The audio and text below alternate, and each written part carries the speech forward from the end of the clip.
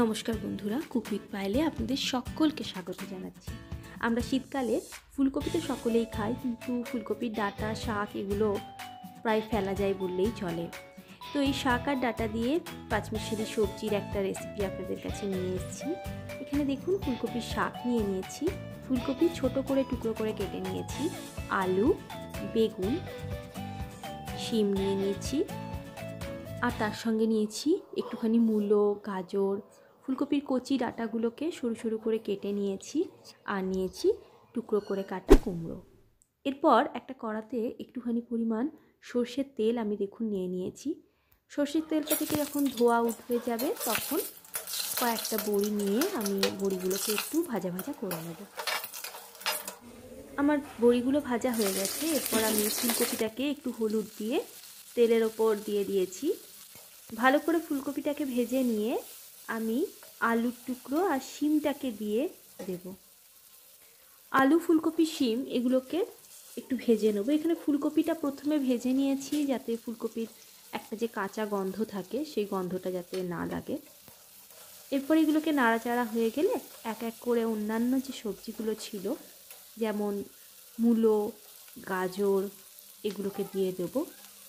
আর ফুলকপির যে কচি ডাঁটাগুলো, যেগুলো সরু ফালি করে আমি টুকরো করে কেটে রেখেছিলাম, সেই কচি কচি ডাঁটাগুলোকেও এবার মিক্স করে নেব।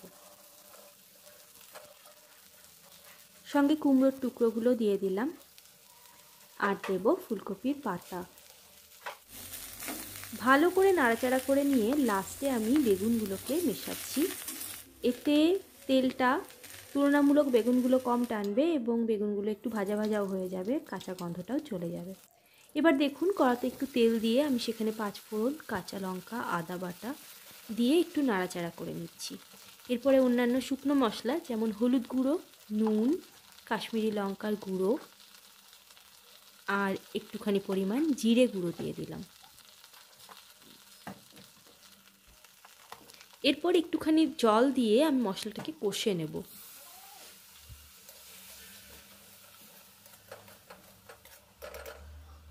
মশলাটাকে একটু কষে নেবা, এই সময় একটু ফ্লেমটাকে লো করে দেবেন যাতে মশলাটা ভালো করে কষা হয়ে যায়।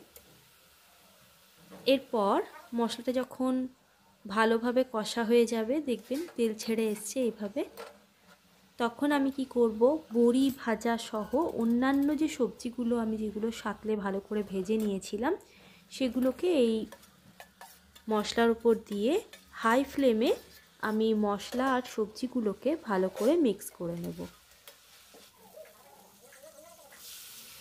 এরপর একটুখানি গরম জল আমি এখানে মিশিয়ে দিলাম যাতে সবজিগুলো ভালোভাবে সেদ্ধ হয়ে যায়। যদিও ভাজার সময় সবজিগুলো অর্ধেক সেদ্ধ হয়েই যাবে, কিন্তু একটু জল মিশিয়ে গরম জল দিয়ে যদি সবজিগুলোকে একটু ঢাকা দিয়ে সেদ্ধ করা যায় তাহলে সেক্ষেত্রে সবজিগুলো কিন্তু প্রপারলি কুক হয়ে যাবে। তো দেখুন, এখানে আমার সবজিগুলো মিনিট 5-7 মতো আমি ঢাকা দিয়ে জল দিয়ে এখানে ফুটিয়ে নিয়েছি। সবজিগুলো মোটামুটি ভালোই সেদ্ধ হয়ে গেছে। ফুলকপিগুলোও দেখুন বেশ ভালোই সেদ্ধ হয়েছে, সমস্ত সবজি সেদ্ধ হয়ে গেছে।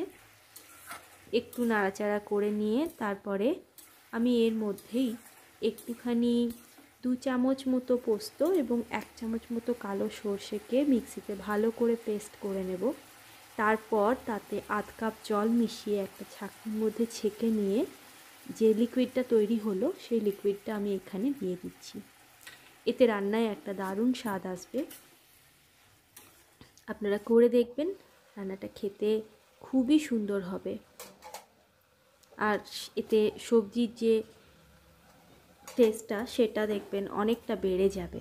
এরপর আমি এখানে একটুখানি চিনি মিশিয়ে দিয়েছি, আপনারা চাইলে মেশাতেও পারেন, আবার যারা পছন্দ করেন না তারা মেশাবেন না।